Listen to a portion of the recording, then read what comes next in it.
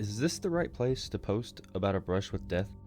I feel like you guys on this Reddit can appreciate it, even if there's no ghosts or tragedies.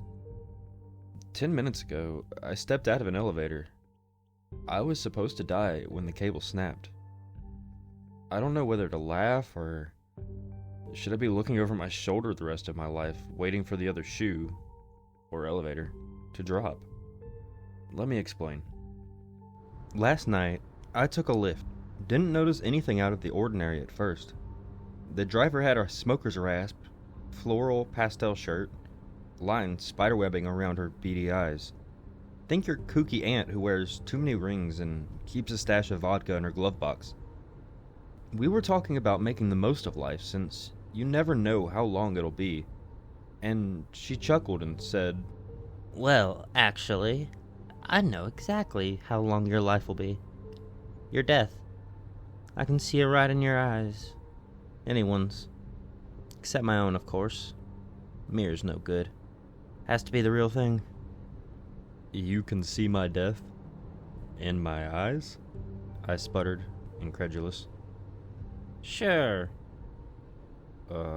Okay, so how do I... Before you ask, I gotta warn you. Nothing you do can prevent it. Nothing? Nothing, she said, with a smug certainty. But how do you know? 'Cause I know. Seeing my skeptical stare in her rear view, she said, Take the guy I picked up last year. He was flying home to Minnesota. He asked me to tell him. So I said, your car's gonna skid on the ice in a terrible snowstorm, and you die in the crash. Now, this guy, he's not like you. You think I'm talking nonsense. But him? He's a believer. He takes what I say dead serious, get me? So what's he do? He gets a separate home for the winter. Stays out of Minnesota. Overwinters in San Antonio.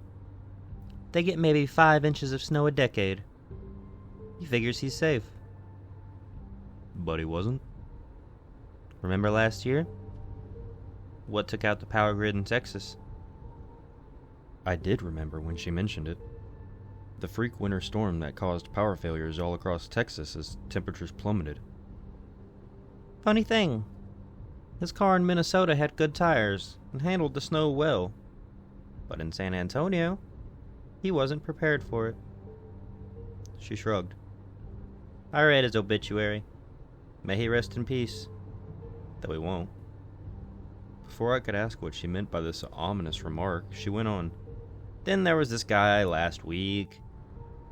What happened to the guy last week? The woman's eyes twinkled in that way of a street grifter who's made their mark. I picked him up from the airport, same as you. Gave him the warning. But he was curious, same as you. So I told him, you die from the bite of a predator.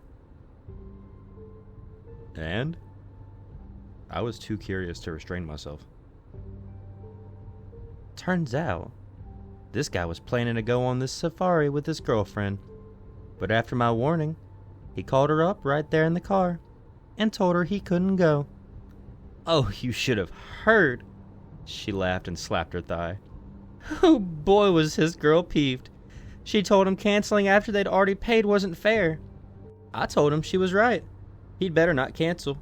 Might as well just go on that safari. And did he? I asked, riveted. Did he go and get eaten by a lion? Nope. She went alone. There was a sly glimmer in her eye. He stayed home and looked after his girlfriend's cat. That cat bit him. He thought it'd be fine with just some peroxide and rest. Killed him in a day. No way, I said. How could a cat's little bite kill a grown man? I didn't believe her, but she told me to look it up, so I did. And there was a story from last week in local news. I was horrified. Cat bites can turn deadly in a matter of hours if they become infected. I put my phone away. Geez, I said. For a few minutes I was silent. He shouldn't have agreed to watch the cat. If it were me, I'd have avoided all animals. Even a rat can be a predator. Smart, you. She tipped her head towards me. But don't matter. It's like I told the soccer mom yesterday. The one who's gonna die of rabies. There's no way to avoid what I see. Why not? I challenged. What if the soccer mom locks herself in a room for the rest of her life and never has any exposure to nature? I knew this wasn't a logical course of action, of course, but hypothetically, if she did that, she'd be safe. Nope. Nope? How nope? You're saying even in a secure isolation, somehow some rabid animal would break in, bite her, and give her rabies? Nah. You're thinking too extreme. It's a lot simpler than that. It's always the simple thing. Listen, she was in the car yesterday with me, yeah? And just like you, she said she was going to avoid all nature and live in the city, and never leave her enclosed high-rise building. But I told her it wouldn't help. Then I gave her some water. And I told her, funny thing is about rabies, you can get bitten by something with tiny fangs, like a bat, and not even feel it. You don't even know you've been infected, and you might not get sick until, 5, 6 weeks, even months later. Of course, the symptoms of rabies look a lot like flu at first, but as it progresses, there's delirium, agitation, and of course, the most distinguishing symptom is with water. That's why they call it hydrophobia, aversion to water. See, it spreads through saliva, so the rabies virus makes it so you can't swallow. Now, the woman, she hadn't touched her bottle. She was looking more and more agitated. She'd been kind of feverish looking since before she got in my car, and I told her she might be thinking she's just feeling a touch of the flu, and it hurts her throat if she tries to choke anything down.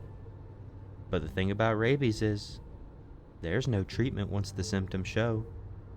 Sure, there's a vaccine, but you gotta get it immediately right after exposure, because during that long incubation period, it's spreading all throughout your body, so that by the time you start showing symptoms, you're already dead. I sat silent, appalled. I looked at the water bottle I'd been offered by the driver and that I had already sipped from and set down. This whole business about rabies sounded horrific. You said she was in here yesterday? The driver chuckled. You think I'd give you a used bottle? Come on now. Besides, it's not how you die. How do I die? I said, the words out of my mouth before I could stop them. To my surprise, she didn't hem or haw anymore. You die because the elevator cable snaps. I die because the cable snaps? That gave me pause. My building does have an elevator. I use it every day. I live on the 10th floor, so climbing the stairs isn't feasible. I considered my options. Immediately, I found myself thinking about moving to a single-story building or some other location where traveling in an elevator wouldn't be necessary. But that wouldn't work, would it? After all, she already told me stories of people who changed their habits precisely because she warned them, with the result that their changed habits caused their own deaths. In fact, the more I thought about it, the more it seemed like there was always a catch to her warnings. Suspicious, I asked her, "Why didn't you tell the safari guy that it was a cat bite? A little more clarity and he might still be alive." Her lips curled at the corners, and I swear I saw tiny horns in her mess of dark hair. And she said, "Well, son, there's rules to these things, you know. I tell the truth. It's up to you to interpret it." "Who makes the rules?" I asked. but the car screeched to a halt. She tapped her nose. "Think this is your stop," she said. I hadn't even given her the building address, just the general neighborhood name. But here I was. I paid her and got out, and she zipped off before I could answer any more questions. Later, I contacted Lyft, but they didn't have a driver matching her description, or any record of the ride that picked me up. Well, what would you have done? I marched my suitcase over to the elevator and pushed the button. I wasn't about to carry that damn suitcase up 10 flights of steep stairs. I reasoned that, instead of trying to outmaneuver her predictions, I'd pretend not to know about my death due to snapped elevator cable. Pretending was hard, though, given the knowledge was already in my brain.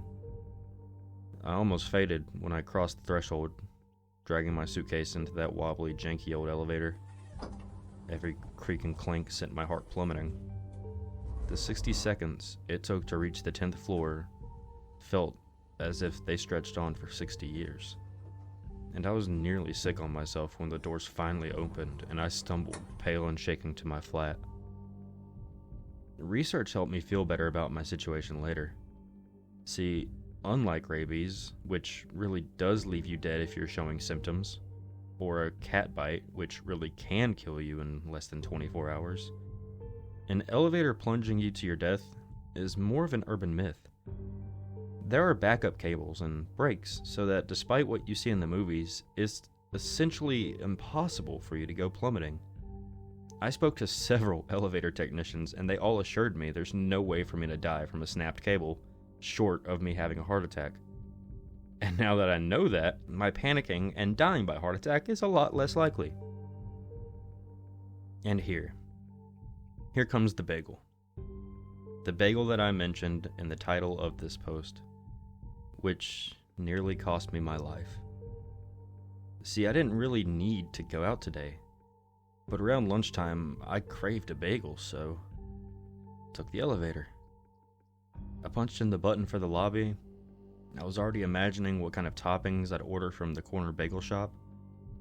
No sooner had the doors closed than there was this horrible clang, and the elevator dropped. I was suspended in the air. My heart stopped. My stomach, I left it hovering somewhere on the 10th floor. I cursed all my research and the elevator technicians who'd lied to me. Then my body slammed into the floor as the elevator car jerked to a halt. I'd only dropped maybe a few feet. The brake had saved me. And though my heart was hammering like the wings of a hummingbird, I think the fact I knew the elevator car couldn't fall prevented me from being as petrified as I would have been otherwise. I'm proud to say that I was quite calm as I waited for emergency services to get me out. They're still repairing the elevator, and despite my anxiety, I plan to ride it again once it's fixed. Gotta keep pretending like the cable doesn't have it out for me, right? 'Cause see, now I've proven it's safe. So sorry this tale doesn't end in the grim or ghostly, but what a wild ride, eh? And I never even got my bagel. Guess I'll go get it now. Figures, I deserve it after all that. The elevator's probably not operational yet, so for now, I guess I'll take the stairs. Should I get cinnamon raisin or everything?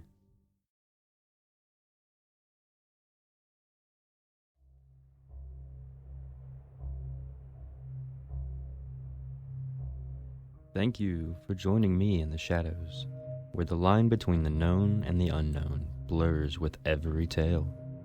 Remember, the stories we've shared tonight are but a glimpse into the abyss that stretches far beyond the reach of our understanding.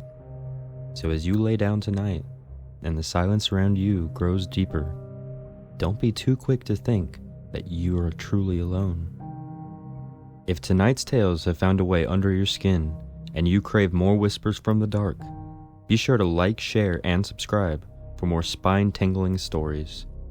Until next time, keep the lights dimmed Your curiosity alight, and always be listening for what lurks just beyond the veil.